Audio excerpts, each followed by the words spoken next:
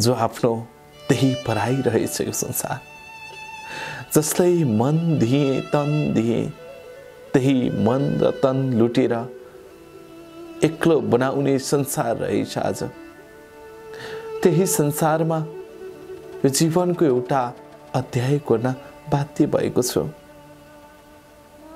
जीवन जीवन भुल्दै गएको जीवन, जोसँग सबथोक दिने आभास गरेर आए म, जसको लागि मर्न बाँच्न हाँस्न रुन तयार भएँ। अझ त्यही मान्छे मेरो साथमा छैन। धोका दिन्छ, पल पल रुएर जान्छ भन्ने के थाहा मलाई। यतिसम्म सताउँछ र तडपाउँछ भन्ने के थाहा मलाई।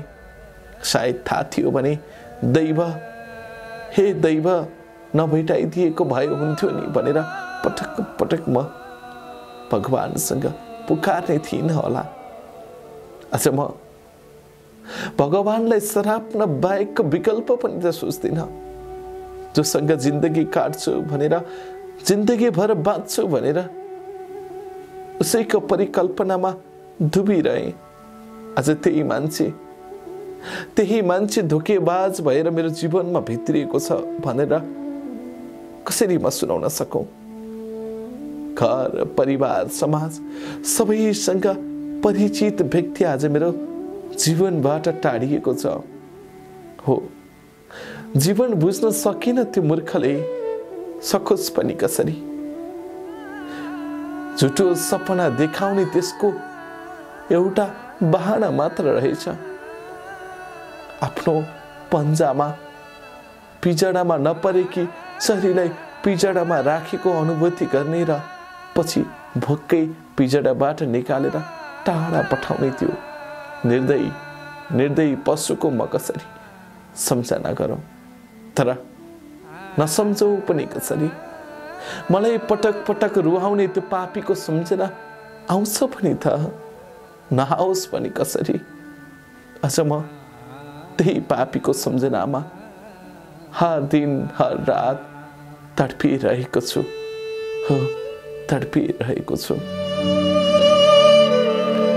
नमस्कार, हार्दिक स्वागत छ मेरा सम्पूर्ण प्रिय भगवान रूपी दर्शक मनहरूमा। कार्यक्रम आफ्नै कथाको यो 30औं अङ्कमा म कमल सरगम छु।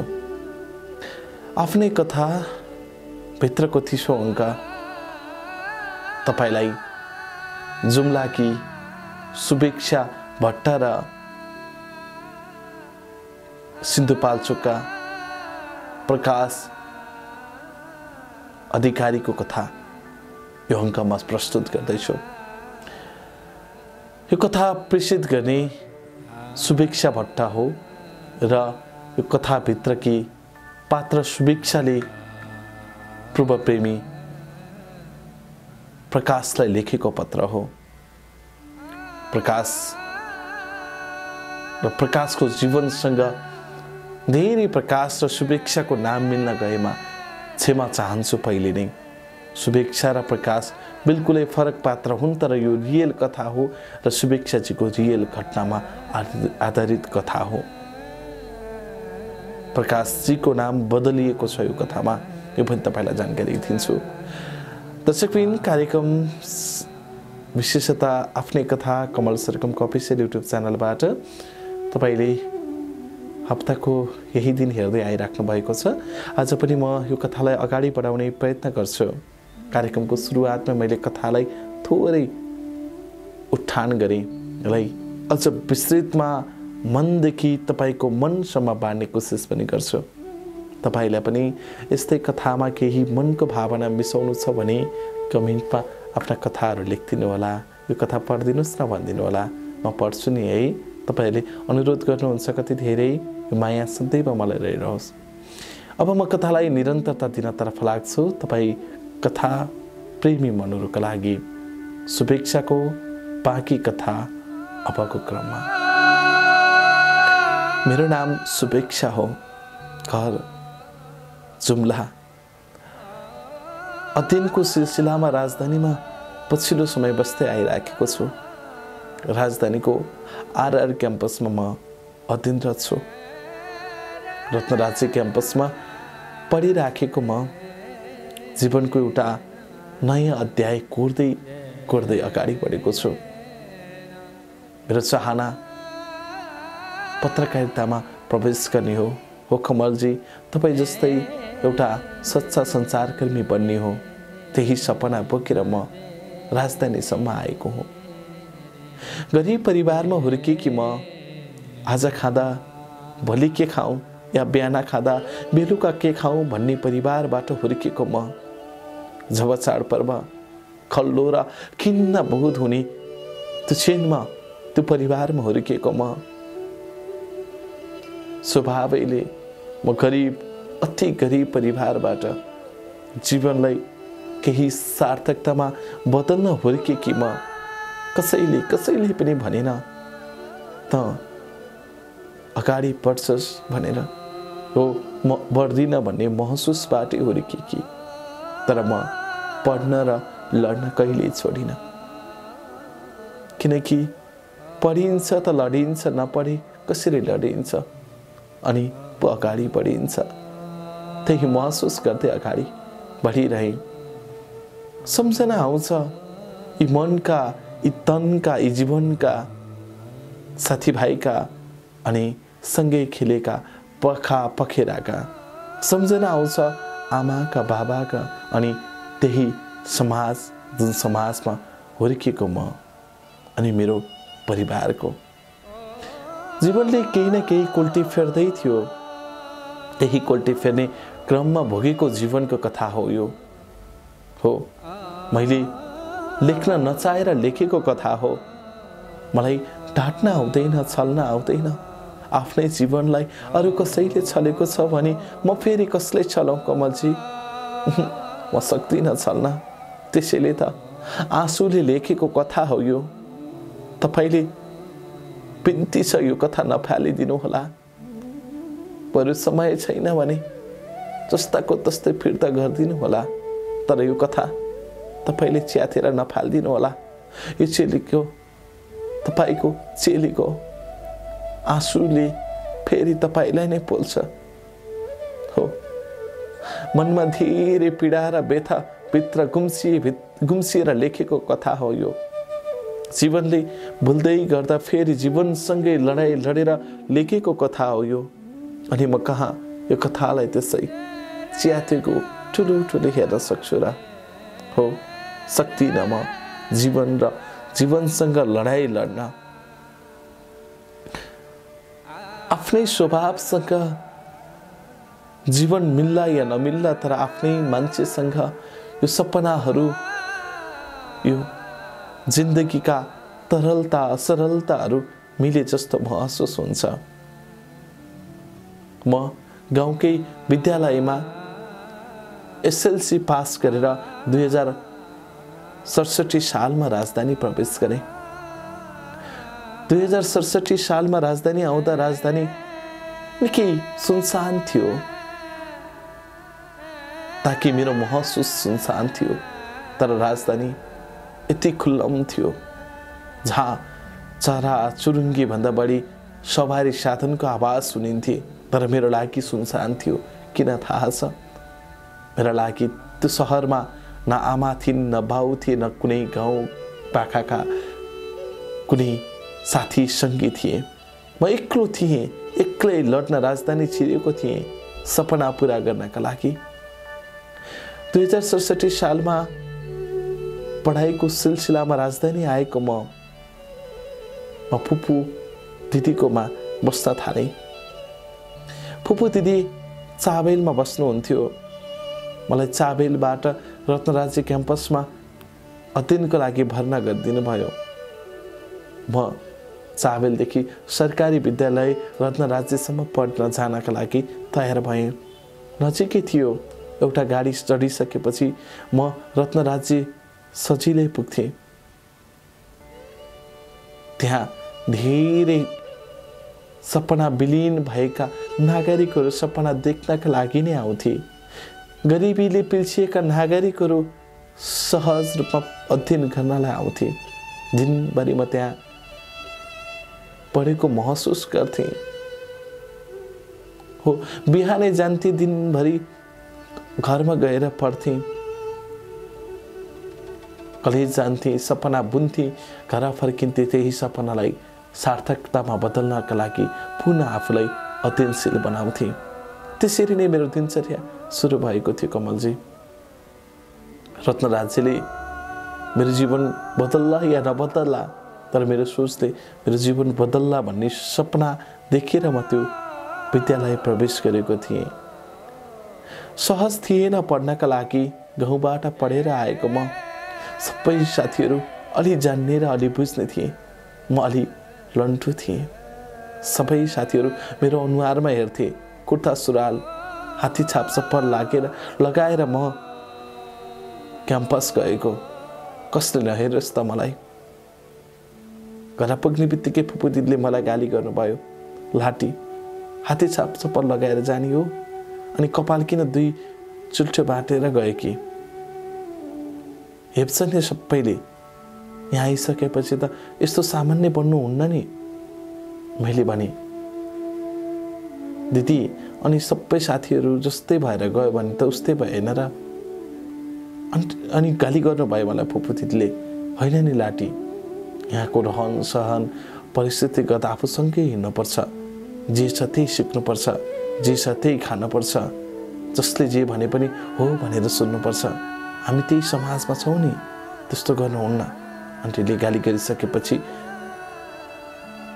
फुपूले गाली गरिसकेपछि म सामान्य रूपमा आफूलाई बदल्ने कोसिस गरेँ उता आन्टीले पनि मलाई गाली गर्नुभयो छिमेकी आन्टी पनि आइराख्नुहुन्थ्यो हाम्रो घरमा हाम्रो कोठामा आएर सम्झिराख्नुहुन्थ्यो यसरी अगाडि बढ्दा ठिक यसरी पछाडि नहट्नु भन्ने सुझाव र सल्लाह पटक पटक आउने गर्थ्यो सायद त्यसैले पनि होला केही सोच्नका लागि म बाध्य हुन्थेँ हो म बदलिनुपर्छ भन्ने सोच्थेँ पनि मलाई त्यो समाजसँग हुर्किनु थियो त्यो समाजसँग अगाडि बढ्नु थियो परिस्थितिले मलाई त्यस्तै बनाइदिएको थियो म गाउँबाट सहर आइसकेपछि म सहर केन्द्रित भइन भने मलाई हेप्छन् भन्ने पक्का थाहा थियो त्यसैले म थोरै बदलिन थालेँ हाते छाप छोडेर मैले सिधै हिल जुत्ता लाउन सकिनँ अनि नर्मल जुत्ता लगाएर स्कुल गएँ कलेजमा स्कुलमा लगाउने जुत्ता हामीलाई दिएको थियो साथीहरू कुर्ता सुरुवाल र हिल जुत्ता लगाएर आउँथे म चाहिँ स्कुल ड्रेसमा साथमा कलेजमा दिइने जुत्ता लगाएर गएँ रेगुलर पढ्न थालेँ पढाइ ठिकै थियो अरू साथी जस्तो थिएन एक दिनको कुरा हो म जुन रत्नराजी क्याम्पसमा पढ्थेँ त्यसको नजिक एउटा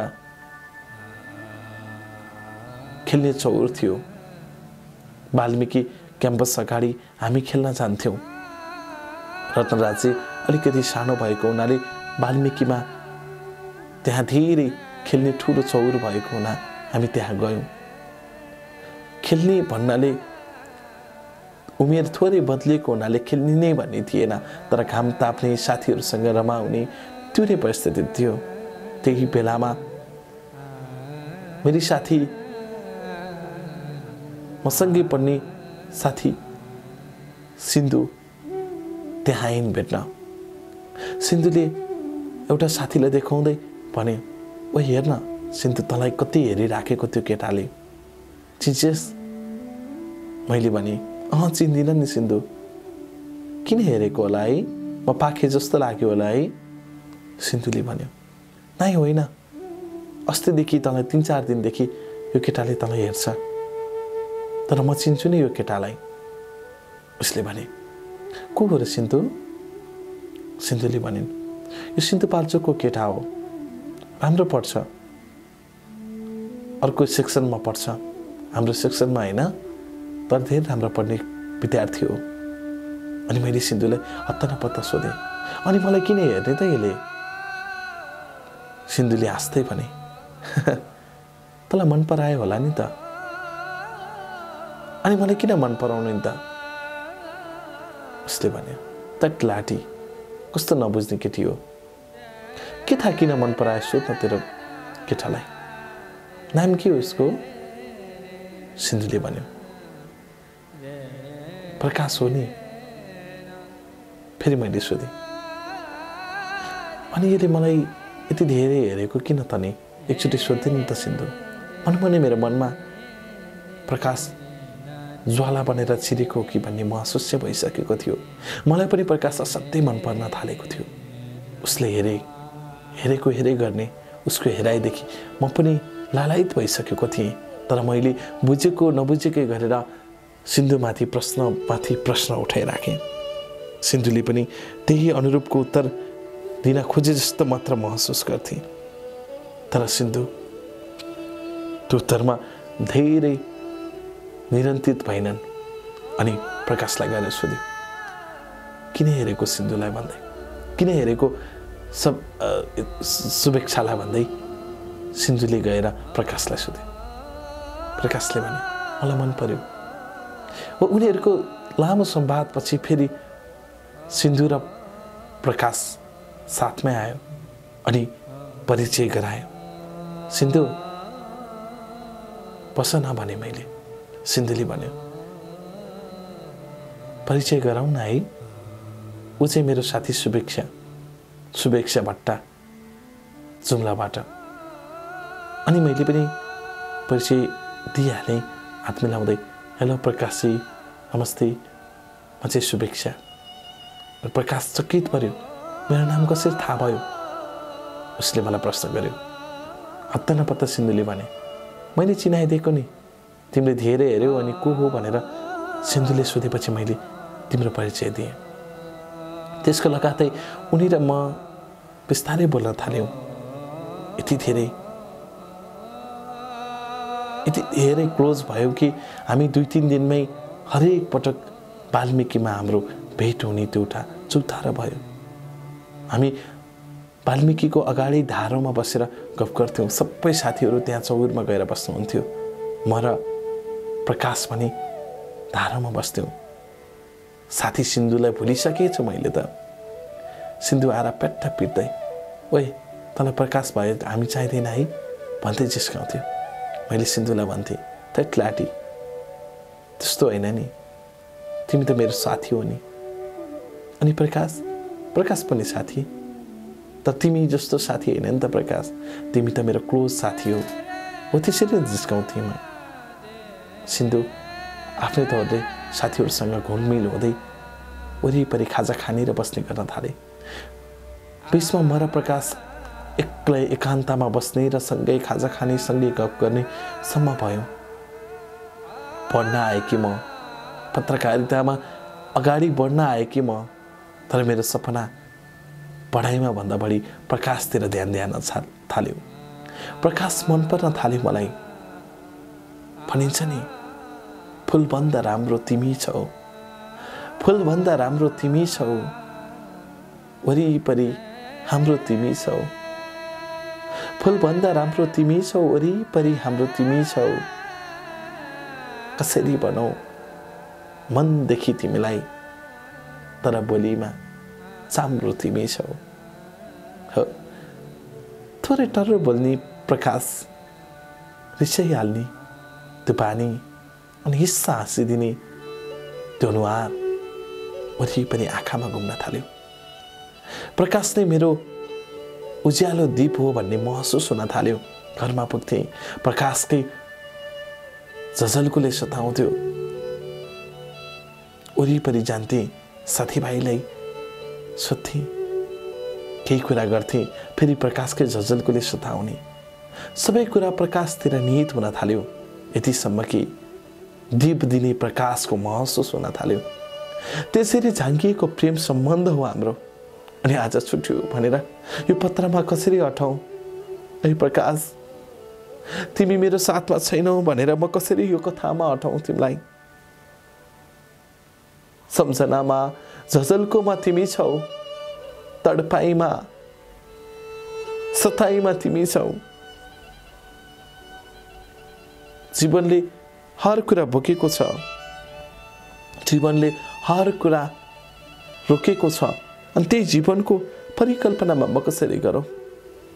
हो, सोच्दै नसक्ने यो जीवनमा म छु, खोज्दै नसक्ने यो आँखामा तिमी छौ अनि रोज्नै नसक्ने यो संसारमा तिम्रो अर्को संसार छ। अनि म कसरी तिमीलाई फेरि पाउँछु भनेर परिकल्पना गर्न सक्छु प्रकाश? सक्दिन, कदापि सक्दिन।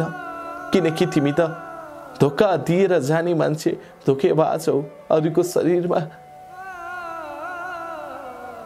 हस्तक्षेप गर्ने तिमी पापी हौ। कथाको बीच-बीचमा पनि तिमीलाई गाली नगरी बस्न सकिन प्रकाश। कसरी सक्छु?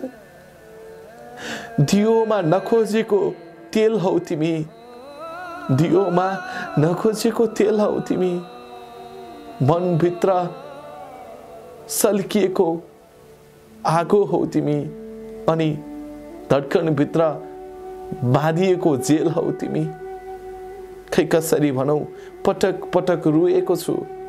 खै कसरी भनौ पटक पटक रोएको छु। एउटा नारीलाई सडकमा पुर्याउने खेल हौ तिमी। जीवन बुझ्न नसकिने रहेछ यो जीवन, बुझ्न नसकिने रहेछ। तिमी जस्तो अपराधी र पापीको फेलामा परे म न हाँस्न सक्छु न रुन सक्छु। गल्नु गले म, गल्नु गले म। हो, यस्तै भएको छ मेरो जीवन। यही अवस्थाले कतिन्जेल बाँच्न सक्छु म? कसरी कसरी भनौँ यो जीवनमा म एकान्त मात्र रोज्न थालेको छु भनेर? कसरी भनौँ म मेरो वरिपरि कोही छैन भनेर? कसरी भनौँ म आँखामा तिमी आउन छाड्यौ भनेर, मनमा तिमी राक्षस भन्यौ भनेर? कदापि सक्दिन। क्षणिक मायाको सब संघारमा तिमीले डुलाएर मलाई बीच बाटोमा छाडेको छौ प्रकाश। तिमी जस्तो अपराधीको सम्झना गर्न लायक छैन। तैपनि सम्झना यो पत्रमा गर्न पनि परिस्थिति बनेको छ। प्रकाश र म एकदम डिपली मायामा बाँधिएका थियौँ। उसले पनि मायाको अनुभूति दिए जस्तो गर्थ्यो, म पनि उसलाई मायाको अनुभूति दिन्थेँ। म साँचो माया गर्थेँ त ऊ केवल मसँग खेल्न आएको रहेछ। त्यो मलाई थाहा भएन। थाहा हुन्थ्यो भने सायद मेरो र प्रकाशको यो भेट कदापि हुने थिएन। हो, कदापि हुने थिएन। बिस्तारै भेट बाक्लिएको थियो। उसले मलाई अनेकौं सपना देखाउँथ्यो, यतिसम्म कि तिमी बिना म बाँच्नै सक्दिनँ। हर वखत तिमी नै चाहिन्छ। जीवन नै तिमी हौ। सब चिज तिमी हौ। कल्पनामा, धड्कनमा, सबै ठाउँमा तिमी छौ। अनि म तिमी बिना कसरी बाँच्न सक्छु र? ओ यस्तै भन्थ्यो। पटक पटक मायाका अनुभूतिहरू दिए जस्तो महसुस गर्थ्यो। एक दिनको कुरा हो, प्रकाश र म घुम्न जाने कुरा भयो। हामी सबैजना, सिन्धु पनि हामी सबैजना घुम्न जाने कुरा भयो। तर स्कुलले लगेको भ्रमण भने पक्कै थिएन। शनिबारको दिन थियो। हामी नजिकै जाने कुरा भयो। नजिकै कहाँ जाने भन्दा डोलल घाटमा जाने कुरा भयो। प्रकाशले भन्यो डोलल घाटको माछा खान जाने नि है, सिन्धुपाल्चोक नजिकै छ। मेरो घर नै जाने कि? यसरी नै मन छोड्यो। नाइ, म जान्न। गएँ भने तिम्रो दुलाइ भएर जानियो, म त जान्न भनेर ठट्टा गरेँ मैले। हामी सबै साथीहरू त्यो ठाउँमा जाने निर्णय गर्यौँ। डोलल घाट जानको लागि हामी तयार भयौँ। शनिबारको दिन हो। बिहानै प्रकाशले फोन गरेर मलाई लिन आयो। अरू साथीहरूको भने रिजर्भ थियो। प्रकाश उसको बाइकमा मलाई लिएर जाने भनेर पिकअप गर्न आयो। मैले प्रकाशलाई तयारी भएर बाहिर निस्किने बित्तिकै भने, प्रकाश चिसो छ नि, बाइकमा नजाऊ न यति बिहानै। हामी सबै एउटै गाडीमा जाउँ न साथीहरूसँगै। यो भन्दै गर्दा प्रकाश रिसायो। किन त्यहाँ अरू केटाहरू पनि भएर हो, मसँग जान अप्ठ्यारो भएको भएछ। यसरी नै रिसाइसकेपछि प्रकाशको त्यो सोचलाई बदल्नकै लागि भए पनि म बाध्यताले उनको बाइकमा चिसो हावा खाँदै भए पनि जाने भए। बिहान 4-5 बजेको थियो, निस्किँदाखेरि 5 बजिसकेको थियो, उठ्दा 4 बजेको थियो। हामी त्यही चिसो हावाको सिरिटोमा हाँकिँदै भक्तपुर, साँगा, बनेपात हुँदै धुलीखेल हुँदै ढोलाल घाटसम्म पुग्यौँ। ढोलाल घाट पुग्दा झन्डै 7 बजेको थियो, उज्यालो भइसकेको थियो। त्यहाँको माछा खाने र हामी दिनभर ढोलाल घाटको कोसीमा ऱ्याफ्टिङ गर्ने सोचले बस्यौँ। सबै साथीहरू त्यही सोचले बस्यौँ। माछा खायौँ, बिहान पकाएको खाना त्यहीँ खायौँ, होटलमै गफ गऱ्यौँ, साथीभाइ रमाइलो गऱ्यौँ। अलि बढी म प्रकाशसँगै होमिएको थिएँ, प्रकाश पनि मसँगै। हामी दुईजना अलि बढी क्लोज भएकै हिसाबले दुईजना मात्र धेरै कुरा गरिराख्थ्यौँ। उता सिन्धु पनि आफ्नो साथीहरूसँग घुलमिल भएकी थिइन्। अन्य साथीहरू हामी झन्डै 12-15 जना साथीहरू गएका थियौँ। त्यही बिचमा साथीहरूको सल्लाह भयो, आज यतै बस्ने है त। सिन्धुले मलाई सुटुक्क भनिन्, किन सिन्धु? नाइ हुन्न नि, फुपूले मलाई गाली गर्नुहुन्छ। फुपूलाई फेरि मैले आउँदिनँ भनेको छैन नि, घरमा बाबा आमाले एकदम चिन्ता लिनुहुन्छ। ल फुपूलाई भनिदिनु नि म सिन्धुसँग सिन्धुकै घरमा बसेको भनेर। किन ढाँट्नु पर्यो र? अलिकति मिलाएर ढाँट्नुपर्छ, तर धेरै नढाँट्ने नि। हामी केटाहरूसँग छौँ भनेर चाहिँ ढाँट्नुपर्छ, तर म सिन्धुको घरमा बस्छु भनेर भनिदिने नि त, यति ढाँट्न त सक्छौ नि। मैले फेरि किन ढाँट्नु नि भनिहालेँ। सायद सिन्धुले आँखा तर्ने थिएन होला, किनकि ऊ त्यहीँ बस्नुपर्ने थियो। सिन्धुको बोयफ्रेन्ड पनि साथमा थियो। सिन्धुले अगाडि नै उनको मम्मीलाई फोन गरेर भनिसकेकी रहेछन्, म आज साथीकोमा बस्छु है भनेर, म शुभेच्छाकोमा बस्छु भनेर सिन्धुले भनिसकेकै हुनाले सिन्धुले मलाई पनि बस्न अनुरोध गरे। त्यही अनुसार हामी दिनैभरि ऱ्याफ्टिङ गऱ्यौँ, यताउता पौडी गरेर फेरि फर्केर ढोलाल घाटमै त्यही नजिकैको एउटा लजमा बस्ने निर्णय गऱ्यौँ। रातको 6 बजेको थियो। साथीहरू सबै बियर खाने तयारीमा थिए। मैले आजसम्म कहिल्यै पनि रक्सी पिएको थिएन।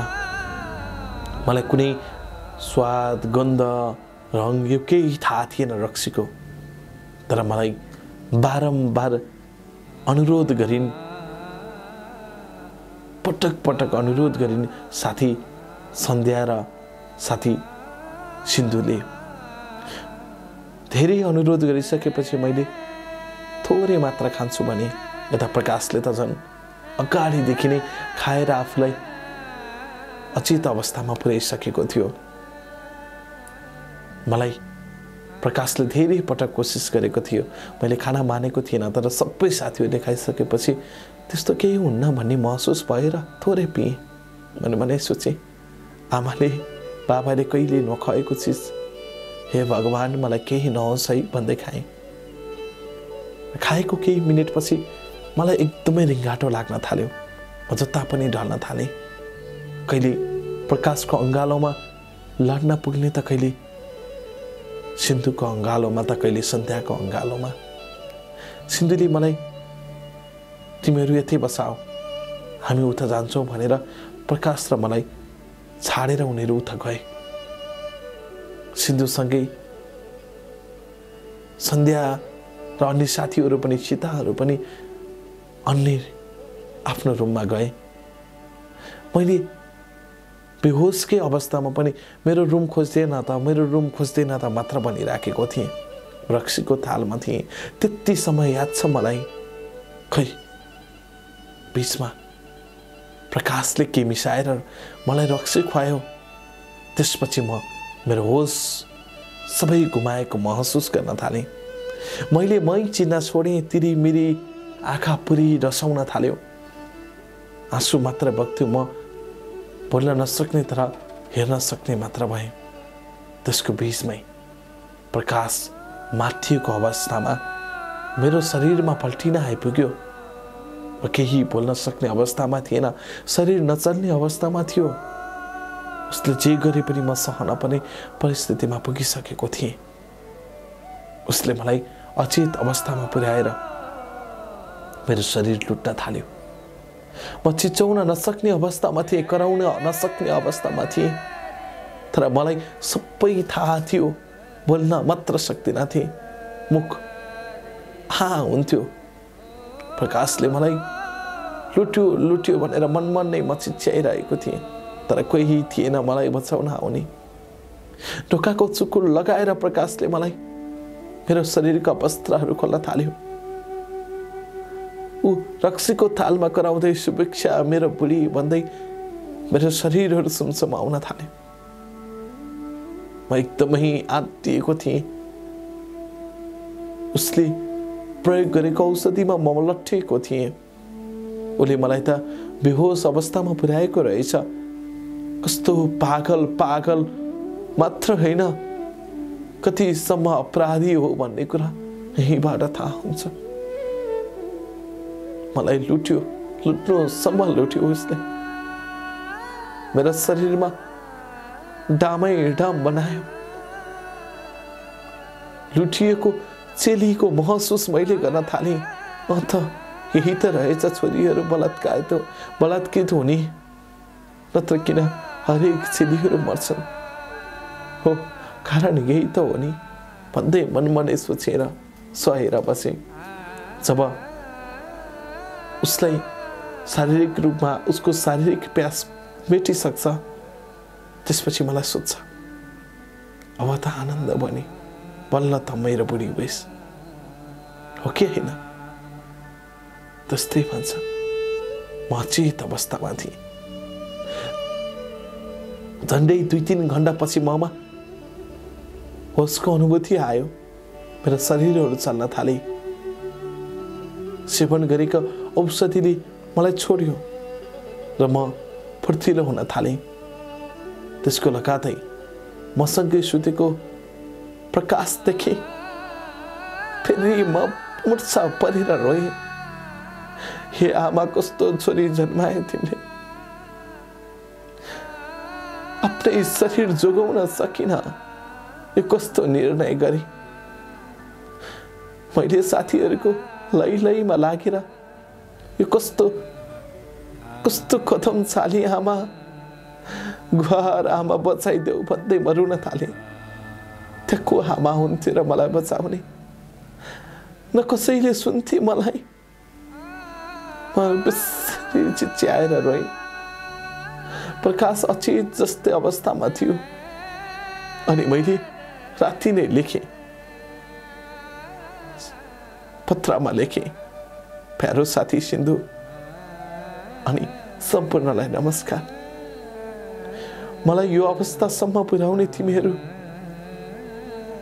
आजदेखि मेरो प्यारो त होइनौ, तर फेरि पनि भन्छु, फेरि सम्बोधन गर्छु प्यारो भनेर, किनकि मेरो शरीर लुटाउने प्यारो साथी हौ तिमीहरू। तिमीहरूको कारण म आज मर्न बाध्य भएको छु, यो संसार छाड्दैछु। यदि कुनै कानुनी सजाय भयो भने सबैभन्दा पहिले तँलाई सजाय गर्योस् प्रहरीले। त्यसपछि यो पापी, बलात्कारी, अपराधी प्रकाशको कारबाही गरियोस्। हो, मलाई त्यति भए पुग्छ। मलाई त्यो भन्दा धेरै चाहिँदैन। र तेरो कारण मैले जुन पीडा भोगेको छु, हेर सन्ध्या, त्यो अवस्था तैँले पार गरिनस् होला, तर गाउँको चेलीलाई लुटाउने परिस्थितिमा तैँले पुर्याइस्। प्रकाशलाई चिनाइस्, प्रकाशलाई लुट्न लगाइस्। त आफै सुतेको भए हुन्थ्यो, तर मलाई सुत्न लगाइस्। त कतिसम्मको निज आइमै रहेछस् भन्ने बल्ल बुझेँ। सधैँका लागि यो संसार छाड्दैछु। धेरै कारण मरेको छु। मेरो आमा बा कहिले रुनु हुने छैन। हो, त्यस्तै पत्र लेखेर म मर्नका लागि तयार भए। वरिपरि सबैतिर हेरे अनि पंखामा मैले भिरेको सल डोराएँ, सल झुन्याएँ। सल झुन्याएर घाँटीमा पासो लगाउन मात्र के लागेको थिएँ।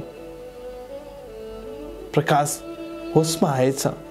हत्त नपत्ता प्रकाशले मलाई तान्यो र त्यो डोरी फ्यालिदियो। सल फ्यालिसकेपछि मेरो गाला पुट्ने गरी उसले बजायो र भन्यो, कति मूर्ख केटी त, के चाहन्छस्?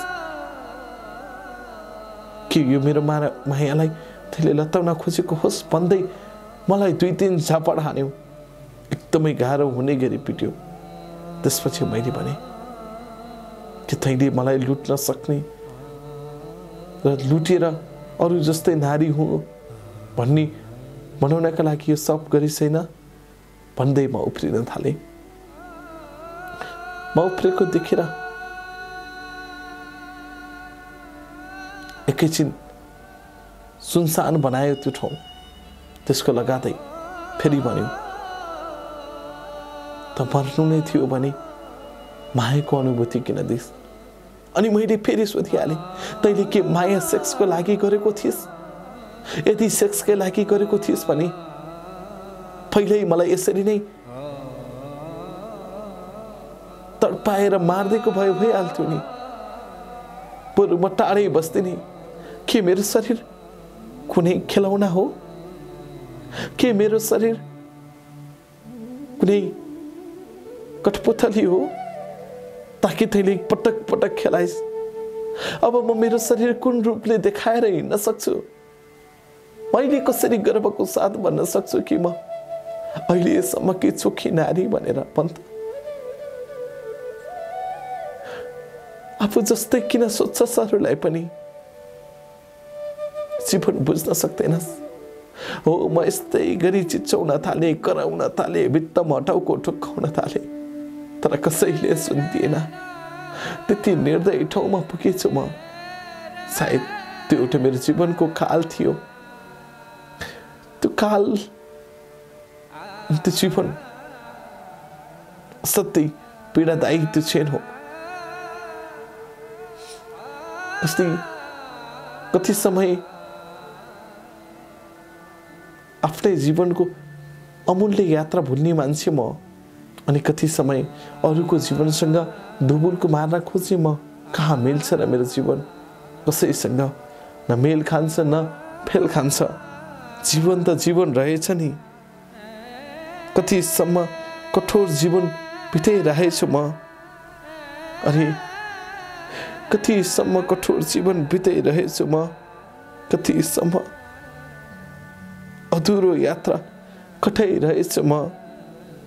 यो जीवन के जीवन? जीवन बिनाको यात्रा खोइ के यात्रा?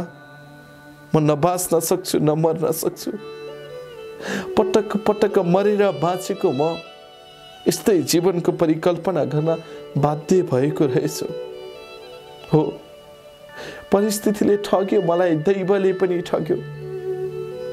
परिस्थितिले पनि ठग्यो मलाई, दैवले पनि ठग्यो, आफ्नैले पनि ठग्यो मलाई, आफन्तले पनि ठग्यो। अब म के सोच विचार बोकेर त्यो ठाउँमा पुगौँ? म कसरी काठमाडौँ फर्क्यौँ भन्दै तडपिन थालेँ। एकैछिनपछि साथी आइपुगिन्। किन रोएको भन्दै मलाई सिन्धुले सोधे। म सिन्धुबाट महत्त नपत्ता हाम फालेर पुगेँ अनि भने, सिन्धु त खराब केटी रहेछस्। तैँले मलाई बुझ्न सकिनस् सिन्धु। तैँले जे सोचिस्, जुन ठाउँमा मलाई छोडिस् नि, एकपटक सोच्न सकिनस्।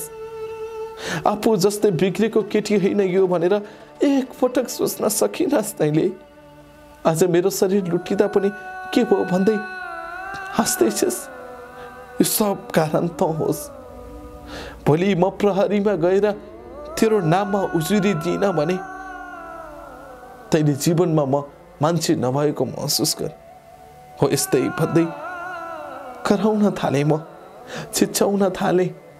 मेरो मुख थुन्थिर आएर प्लिज जे गर्न भोलि नै गर, यो ठाउँमा केही नगर। तर रक्सीले मात्तेकी छेस्, तँलाई केही थाहा नभएको हुनसक्छ भन्दै उसले मेरो मुख थुन्न आउँथ्यो।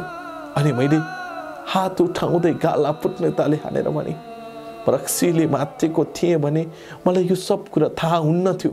हेर मेरो शरीरमा कति कोतारेको छ तेरो प्रकाशले, देखेकै छेस् भन्दै म चिच्याउन थालेँ।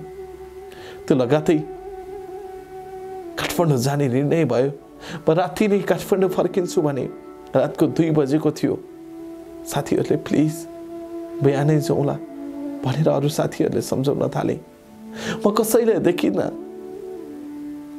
त्यही मलाई त्यो अवस्थासम्म पुर्याउने साथी सिन्धु र त्यही पापी प्रकाशलाई मात्र देख्ने। र राति नै नजानी भनिसकेपछि त्योसँग छलफल भयो कि मलाई तत्काल बिहे गर, नत्र भने म त विरुद्ध बलात्कारी केस लगाइदिन्छु। छिटो बिहे गर भन्दै चिच्याउन थाले म। प्रकाशले हुन्छ म काठमाडौँ जाने बित्तिकै बिहे गर्छु भन्यो। म तँलाई बिहे गर्न तयार छु, त बिहे गर्न मान्दिनस् भनेर नै मैले यो सब गरेको हो भनेर प्रकाशले नाटक गर्न थाल्यो। मैले पनि साँच्चैकै हो कि क्या हो भन्ने महसुस गर्न थालेँ। अब मलाई बिहे गर्छ भने ठिकै छ त भन्ने सोचेँ र बिस्तारै म मन सम्हाल्न थालेँ। हुन त मेरो मन कहाँ मानेको थियो र। थुरथुर कापेको शरीर बोकेर म उसको साहसतालाई र साथीभाइको सुझावलाई मान्दै काठमाडौँ फर्किएँ। उसले बिहे गर्छु त भनेको छ भन्ने महसुस मनमा बन्यो। 1 दिन 2 दिन हुँदै 3-4 दिन हामी बोलेनौँ। 5औं दिनमा प्रकाश र मेरो भेट भयो। म 5 दिनसम्म कलेज गएको थिएन। प्रकाश र मेरो भेट कलेजमै त्यही वाल्मिकीको शहरमा भयो। प्रकाशले भन्यो, किन आएनौ त यत्रो दिन? अनि मैले भने, म किन आएँ किन आएन भनेर प्रश्न नगर, बिहे कहिले गर्छौ छिटो भन। प्रकाशले भन्यो, गर्छु 1-2 महिना कुरा न, फाइनल इक्जाम आउन लागेको छ, पढ्नु पर्यो नि त। मैले भने, पढौँला नि त, बिहे गरेर नि त पढ्न मिल्छ नि, छिटो गर। भोलि केही गरी 1-2 महिनापछि मेरो पेटमा बच्चा भयो भने? प्रकाशले भन्यो, मेरो बच्चा हुन्न त्यति छिटो। म जसँग झस्किए। के भनेको त्यस्तो? अर्को बिहे गरिसकेको छस् कि क्या अगाडि नै? होइन त्यस्तो हो भने म तिमीलाई मायाको अनुभूति किन दिन्थिन? प्रकाशले त्यो भनिसक्दा मेरो मनमा चिसो पसिसकेको थियो। उसले मेरो सितिमिति बच्चा बस्दैन भनेर अगाडि नै भन्यो। बिहे नभएको केटाले कसरी जाँच गर्यो होला त? मैले मनमा नै सोचेँ। फेरि सोचेँ, होइन ठिकै छ, प्रकाशले मन चोरेको होला, या म धेरै आत्तिन्छु भनेर यो तरिकाले भन्यो होला भन्ने सोचेर म घर फर्केँ। त्यसको लगातार 2 दिन 3 दिन हुँदै अगाडि बढ्यो भेटघाटको सम्बन्ध। तर बिस्तारै प्रकाश मसँग पन्छिए जस्तो महसुस गर्थ्यो। भेट्न खोज्दैन थियो। म आफै पहिला प्रकाश मलाई भेट्नलाई बोलाउन आउँथ्यो अनि म प्रकाशलाई भेट्न ऊ बस्ने कक्षा कोठासम्म पुग्थेँ। ऊ कहिले कक्षामा टोलाएर बस्थ्यो त कहिले कक्षामै आएको हुन्न थियो। उसको सेक्सनमा गएर मैले एक दिन सोधेँ, प्रकाश किन आजकल कलेज आउँदैन? आए पनि कलेजभित्र बस्छ। उसको सेक्सनकी एक केटी रनिताले मलाई भने, खै त्यसको स्वभाव नै के भएको छ हामीलाई नै थाहा छैन। आजकल त सरले होमवर्क गरेर आएन भनेर गाली गर्दा पनि मतलब गर्दैन। पढ्न राम्रो पढ्ने विद्यार्थी नै बिग्रियो यार, के हो हो त्यस्तै कुराहरू गर्न थालिन् रनिताले। त्यसपछि फेरि रनितालाई मैले सोधेँ, अनि कतै अर्को केटीसँग चक्कर परेको हो कि प्रकाशको? अनि रनिताले व्यङ्ग्य गर्दै भनिन्, एउटै त त्यसलाई पाल्न गाह्रो छ, अरूको केटी रोज्ला र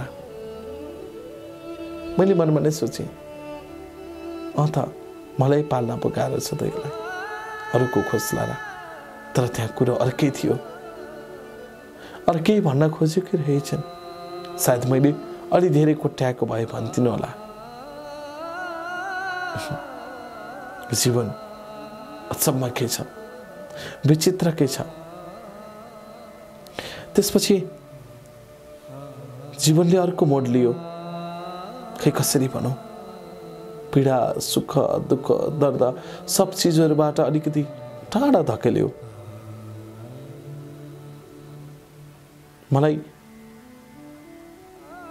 बिस्तारै सुखको अनुभूति दिए जस्तो महसुस हुन थाल्यो तर त्यसको केही दिन भित्रै प्रकाश कलेजमा आउन छोडेको भन्ने खबर आयो प्रकाशले फोन अफ गर्यो प्रकाश सम्पर्कविहीन भयो झन्डै 5-7 दिन मैले पटक पटक फोन ट्राई गरेँ प्रकाशलाई मैले प्रकाशको रुम पनि देखेको थिएन बरु प्रकाशले म बस्ने फुपू दिदीको घर समेत देखेको थियो ऊ नैकापा बस्छ भन्ने चाहिँ थाहा थियो प्रकाशलाई भेट्नका लागि मैले तिनका सबै साथीहरूलाई सम्पर्क गरेँ सबै साथीले नम्बर चेन्ज गरेको छ अहिले कहाँ बस्छ केही थाहा छैन भने अनि लाग्न थाल्यो प्रकाशलाई मैले दिएको दबाबले पो कतै टाढा भयो कि भन्ने एकजना साथीले भन्नुभयो प्रकाश त गाउँ गएको छ रे केही दिन आउँदैन रहे शुभेच्छा फेरि प्रकाशलाई खोजिराख्लो मैले सोधिहालेँ साथीलाई कति दिन आउँदैन उसले भन्यो टाइम लाग्छ रे खोइ किन हो खेतीपातीमा गएको छ बिस्तारै बिस्तारै समय बित्न थाल्यो समय 2072 सालको भैँचाला पश्चातको थियो अस्पतालहरू सबै भरिएका थिए सबै छितविच्छेद अवस्थामा थिए 2072 को भैँचालोले धेरैलाई पीडा दिएको थियो सोही समयमा अगाडि बढेको यो प्रेममा मलाई जीवनको अनुभूतिमा मलाई संघर्षको खाडेलमा आफैप्रति आफै प्रश्न गर्ने परिस्थिति भन्न थाल्यो एक दिन 2 दिन हुँदै 1 महिना 2 महिना हुँदै झन्डै 4-5 महिना प्रकाश कलेजमै आएन त्यसपछि खबर आयो प्रकाशको त घरमा छोरो जन्मेको छ रे नि त त्यही भएर प्रकाश नआएको रे म छाँगाबाट खसे जस्तो भए कमलजी वरिपरि केही देखिन कहाँ गएर हाम फालौ भन्ने भयो त्यही नजिक बागमती खोलामा गएर फरालेर मरौ कि जस्तो मात्र भयो पुरै सबै समाजले अब मलाई बाँच्ने आधार पनि त दिँदैन भनेर फक्कानिएर रोए कसैले थाहा थिएन हामी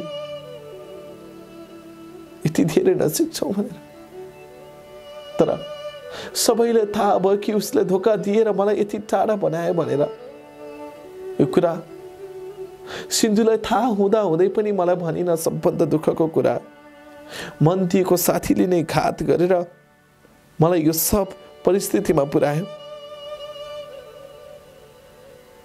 कतिसम्म निर्दयी जीवनमा मलाई टाल्न थालेको रहेछ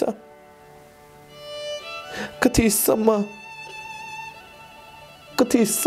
कठोर जीवनको यात्रा तय गरेको रहेछ अरे यो कस्तो जीवनको परिकल्पना गर्न पुगे म आफैलाई प्रश्न गर्नु बाहेकको बेगर उत्तर खोजीमा लाग्न सक्ने परिस्थिति हट्न थाल्यो जसलाई माया गरे जससँग जीवन काटे जीवन साथी त्यही मान्छे मेरो जीवनको सबैभन्दा विश्वासघाती भएर प्रवेश भएपछि म कसरी बाँच्न सक्छु म कसरी हो अब म बाँच्न सक्दिन मर्नु बाहेकको विकल्प पनि त छैन म अब हाम फाल्छु भन्दै रोदै त्यहाँबाट निस्के अलिकति टाढा, थोरै टाढा थियो त्यो ठाउँ जुन ठाउँमा म हात फाल्छु भनेर निस्किएको थिएँ। जाउँ नजाउँ भन्ने दुधारमा थिएन, मर्छु भनेर निस्किएँ म। बागमती खोलामा गएर मर्छु भन्दै मन एकदमै भाँचिएको थियो। बिचमा फोन आयो प्रकाशको, झन्डै 4 महिनापछि प्रकाशको मेरो मोबाइलमा फोन आयो जब म मर्न हिँडेको थिएँ बाटोमा। प्रकाशले फोनमा कराउँदै भन्यो, ओइ के सोचेर हिँडे कि त पापिनी, हिजो पनि मार्न खोजिस्, आज पनि मार्न खोज्छस्, कतिसम्म पापिनी, त कति खराब केटी रहेछस्। तँलाई मैले एक दिनको लागि कल्पना गरेको हो, तर त म मरेको हेर्न चाहन्छस्। त कति निर्दयी रहेछस्। मेरो लागि होइन, तेरो लागि त बाज, आफ्नै जिन्दगी बचाउन पनि चाहन्नस् भन्दै मलाई गाली गर्यो त्यो पागलले। अनि म कसरी जीवनको परिधिमा पल्टिन सक्छु र? उल्टो सरी भनेर मलाई मायाको आभास दिन्छ भन्ने सोचेको म, तर दिएन त्यो पापीले। त्यसको त परिकल्पनै अर्को रहेछ। कसरी हुन्छ मलाई अझै धेरै धेरै मनदेखि कमजोर बनाउने सोच रहेछ। मलाई यतिसम्म घृणित समाजको परिस्थितिमा लगेर ढाल्यो त्यसले। सोचौँ कि म अब कहिले यो संसारबाट अर्को रूप लिएर फर्किन्न कि भन्ने डर र चिन्ता बढ्न थाल्यो। म मर्न गएको मान्छे, त्यसको वचनले मर्न मन लागेन। फर्किएँ म कमल, म बिच बाटोबाटै फर्किएको मान्छे। अनेकौं सपना र सोचहरू बदलेर फुपूको घरसम्म फर्किएर जान अगाडि बढे। पहिला चाल्छु खुट्टा काप्छ, किनकि शरीर भारी भएको थियो। 2 महिनापछि विवाह गर्छु भनेर गएको प्रकाश 2 महिनापछि मेरो घर बिगार्न तैँले यो सब नाटक गरिस्। तँलाई त एक दिनको लागि प्रयोग गरेको हो भन्दा मलाई कस्तो भयो होला। म त्यो परिस्थितिबाट बाँच्नु र मर्नुको परिस्थितिमा पुगेको मान्छे हो। नभनौँ पनि कसरी, भनौँ झन् कसरी। म कति असफल मान्छे रहेछु, असक्षम मान्छे रहेछु। अरे दैव त कस्तो छ सही। हुनेलाई सबै छ, नहुनेलाई केही पनि छैन। कति पापी छस् दैव भन्दै दैवलाई सराप्दै म कोठासम्म पुगेर भक्कानिएर रुन थालेँ। झन्डै 3-4 महिनापछि मेरो शरीरको बनावट बदलिन थाल्यो। दुःखको कुरा, मेरो पेट बढ्न थाल्यो। थाहा भयो, मनमा नै सोच्न थालेँ, प्रकाशको बच्चा मेरो शरीरमा कतै बसेको त छैन। किनभने त्यसपछि पनि त्यसले मलाई पटक पटक प्रयोग गरेको हो। बिहे गर्छु भनेर मलाई प्रयोग गर्यो। बिचमा पनि बिचमा भेटेर प्रयोग गरेको प्रकाशले मलाई छोडेर घर गएको त हो, तर धोका दिने गरी गएको प्रकाशले त्यतिसम्म अपराध गरेर जान्छ भन्ने सोचेको थिएन। पछि थाहा भयो। म भमिट गर्न थाल्ने, यताउता हुन थालेपछि मेडिकलबाट मैले बेबी टेस्टको लागि एउटा प्रयोग गर्ने साधन मागे र मैले आएर चेक गरेँ। म अभागीलाई चोटै चोट दिन लेखेको छ भगवानले। किन नहोस् त चोट, पेटमा बच्चा रहेछ। म यति धेरै रोएँ, हिजो मर्न गएकै दिनमा मरेको भए सायद पेटको बच्चा अनि म पनि मर्थे। अब त मर्न जाउँ कसरी, न बाँचौ कसरी? यो पेटको बच्चालाई तेरो बाबा यो हो भनेर म कसलाई चिनाऊ? हे भगवान, कस्तो जन्म दिस मलाई भन्दै म पक्का निएर रुन थालेँ। यति चिच्याएछु कि तल भान्सामा रहेकी फुपू माथि आउनुभयो। के भो भन्दै ढोको ढकढक आउनुभयो। मैले फुपूलाई कहिले पनि त्यो कुरा भनेको थिइनँ, तर अब मैले भनिनँ भने सबैभन्दा घाती म हुनेछु। होस् भनिदिन्छु भनेर सबै भनिदिएँ फुपूलाई। फुपू भुइँमा बेहोस जस्तै हुनुभयो। अब मैले भाइलाई के भन्ने? हे भगवान, के भयो भन्ने म? न बच्चा फाल भन्न सक्नु भयो फुपू, न केही। त्यसपछि प्रकाशलाई सम्पर्क गर्न खोज्नु भयो फुपूले सबैतिर। प्रकाशले पहिलाको नम्बर परिवर्तन गरेछ। त्यसपछि सिन्धु र अन्य साथीहरूको सहायतामा उसको घरको वरिपरिको छिमेकीको नम्बर खोज्यौँ र पायौँ र प्रकाशलाई सम्पर्क गर्यौँ। प्रकाश सम्पर्कमा आयो र फुपूले सबै कुरा भनिसकेपछि फुपूलाई उल्टो त्यसले भनेछ, त्यो जोसँग पनि सुत्ने केटी हो, मेरै भन्ने के प्रमाण छ भन्दै उल्टो गाली पो गरेछ। कतिसम्म निज हुँदो रहेछ केटा, आफू जस्तै कतिसम्म सोच्ने रहेछ। अरे भगवान, त्यो पापी रहेछ। मेरो शरीरलाई त खेल्यो, आज मेरो जीवनलाई खेल्न थाल्ने पापी होस् त। मैले फोनमा मारी गाली गरेँ। आइज छिटो DNA टेस्ट गरौँ, नत्र म तेरो अगाडि तेरो नाममा झुन्डिन बाध्य हुन्छु। उसले भन्यो, झुन्डी मर, मलाई मतलब छैन, म आउँदिन भन्यो। त्यसपछि म त्यो पापी नआएकै ठिक भन्ने महसुस गर्न थालेँ।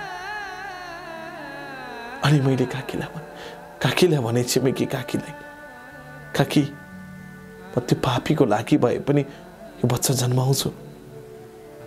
मैले फुपूलाई पनि भने, फुपू म बच्चालाई मार्दिनँ अनि त्यसको अनुहार पनि हेर्दिनँ, जन्माउँछु। त्यसकै अगाडि सबैभन्दा सक्षम छोरो बनाएर देखाउँछु। हो फुपू, यो समाजले मान्दैन, थाहा छ मलाई। यो समाजले, कुनै समाजले पनि मान्दैन कि बाउ बिनाको सन्तान जन्माओस् भनेर। तर म जन्माउँछु, एकपटक भए पनि जन्माउँछु। जीवनमा मैले मेरो पेटमा रहेको सन्तान फाल्न सक्ने अवस्था छैन। मलाई माया लाग्छ नि फुपू, तपाईलाई जसरी भाइहरूको माया लाग्छ। म कसरी भन्न सकूँ कि उसलाई पेटबाटै फाल्छु भनेर? सक्दिनँ फुपू। त्यसैले म यो बच्चालाई जन्माउँछु। हो, जन्माउँछु भने फुपूले पनि केही बोल्न सक्नु भएन। खालि घरमा बाबाको मात्र चिन्ता लिनुभयो। भोलि के गर्ला, मलाई कुट्ला नि भनेर मात्र सोच्नु भयो। मैले फुपूलाई भने, सबै म जिम्मा लिन्छु फुपू, प्लिज मलाई एकपटक साथ दिनुहोस्। त्यसपछि घरमा त्यति धेरै सम्पर्क गर्न छोडेँ। झन्डै 8-9 महिनाको बच्चा पेटमा भइसकेपछि आमालाई कल गरेँ, आमा यसपालि तिहारमा म घर आउँदिनँ है, दाइहरूलाई भनिदिनु म यसपालि अलि राम्रोसँग पढ्नु छ, इक्जाम छ, मलाई गाह्रो हुन्छ, प्लिज है आमा। त्यसपछि मैले दाइहरूलाई कल गरिनँ, किनकि मलाई दाइहरूको डर लाग्थ्यो। दाइहरूले फेरि म काठमाडौँ नै आउँछु भन्यो भने भन्ने चिन्ता थियो। त्यसपछि दाइहरूलाई आमाले भनिन्छन् र काठमाडौँ नजाँदै हुन्छ, बहिनीलाई डिस्टर्ब हुन्छ पढाइमा भनेर अनुरोध गरिसकेपछि दाइहरू नआउने भयो। त्यसपछि म असाध्यै खुसी भएँ, तर मनमा डर थियो। मैले बच्चा जन्माउने बेलासम्म त ढाट्न सक्छु, भोलि जन्मिसकेपछि म कसरी कतिन्जेल छलेर बस्न सक्छु? एक दिन सबैले देख्ने कुरा हो, कतिन्जेल यो झुटो बोलेर बस्न सक्छु? पटक पटक रुन थाले, म एक्लै हुन थाले, म सबैबाट टाढिएको अनुभूति हुन थाले मलाई। त्यसपछि फुपूले गाली गर्दै भन्नुभयो, अब धेरै रुन्छस् भने जा गाउँ। त्यसो भनिसकेपछि म पेटको बच्चालाई जन्म दिने तयारीमा रहेँ। अस्पतालमा भर्ना हुने ढेर थियो। टिकाको अघिल्लो दिन, त्यही भएर पनि मैले दाइहरूलाई केही भन्न सकेको थिइनँ। त्यही दिनमा दाइले मारिदिनु भयो भने बरु बच्चा जन्माइसकेपछि मलाई मारोस् त केही हुन्न भन्ने मात्रै मेरो मनमा उब्जिन थाल्यो। र पछि बरु लडौला बच्चा जन्मिसकेपछि अधिकार दिलाउला प्रकाशबाटै छोराप्रति। त्यो पापीको वरिपरि नपरे पनि छोरालाई अधिकार दिलाउने काम दाजुभाइले गराउनु होला नि भनेर मैले कठोर मन बनाएर आफूलाई अगाडि बढाएँ। र मेरो पेटमा भएको बच्चा अवर्जन नगरी साधारण रूपमै जन्माउन सकिने डाक्टरले सुझाव दिनुभयो र मैले साधारण रूपमै मेरो पेटकी लक्ष्मीलाई यो संसारमा जन्म दिएँ। उनको आगमन भयो, उनी जन्मिन्। आज पनि म माइतमा गएको छैन, किनकि मलाई माइतीले भन्दा पनि त्यो गाउँलेले असाध्यै नराम्रो भन्छन्। सबैले भनेको म त बच्चा जन्मेदेखि गएको छैन। आज छोरी 4 वर्षकी भइन्, म भन्दा धेरै बुझ्ने भइन्। उसले उसको बाउलाई पनि भेट्छ, म भने त्यो पापीलाई कहिल्यै भेट्न चाहन्न भनेर कसम खाएको छु उसकै टाउकोमा हात राखेर। ठुलो भएपछि अधिकार दिलाइदिन्छु पनि भनेको छ पापीले, नागरिकता बनाइदिन्छु पनि भनेको छ। एउटा सोझी जुम्लाकी केटीलाई त्यसले खेलायो हो, यति मात्र मलाई पीडा हुन्छ, त्यसले मलाई धेरै खेलायो। यतिसम्म कि जिन्दगीभर बाँचौँ कि मरौँ हुने गरी खेलायो। पापी अधर्मी रहेछ त्यो, मलाई खेलाउनुसम्म खेलायो। के कसरी भनौँ, बाँचौँ कि मरौँ? तर म अझै बाँच्ने साहसको साथ कमजोर मोटुलाई धरो बनाएर दुनियाँको घरमा भाडा माझेर काम गरिराखेको छु। छिट्टै म राम्रो कम्पनीमा, राम्रो संसार माध्यममा काम पनि गर्दैछु। हो, आजसम्म बिहान भाडा माझ्ने गर्छु, दिनभरि म प्र्याक्टिकल गर्ने गर्छु। छोरी एकदम बुझ्ने छे, कहिल्यै पनि बाबा किन छुट्टै बसेको भनेर आजसम्म सोधेको छैन। मामा चाहिँहरू टिका लाउन आएका छन्, टुकेर आउँछन्, गाउँमा कुरा काट्छन् कि भनेर। बिचरा कस्तो पापी रहेछु म। न बाउ आमाको प्यारो हुन सके, न दाजुभाइको, न त त्यो पापीकै प्यारो हुन सके। कति अभागी चलिरहेछ। सबै चिजमा खुसी मिल्दै जाँदा दुःखका अनुभूतिहरू जीवनमा धेरै छ। राम्रो काम गर्नेछु। त्यो पापी प्रकाशलाई एउटै मात्र कुरा भन्छु, त सिन्धुपाल्चोकमा अहिले पनि त्यही छस् भने प्रकाश, तैँले यो कथा कमल सरगमको युट्युब मार्फत हेर्दैछस् भने, या कसैले मेरो सिन्धु साथी या अरू साथीहरूले यो कथा हेरेको छ भने प्लिज सिन्धु त्यो पापीलाई यो कथा पुर्याइदिए र एउटै मात्र कुरा त्यो पापीलाई भन्छु, यदि तैँले म जस्तो नारीलाई यति समय खेलिस् भने कति नारीलाई तैँले खेलेको होलास्।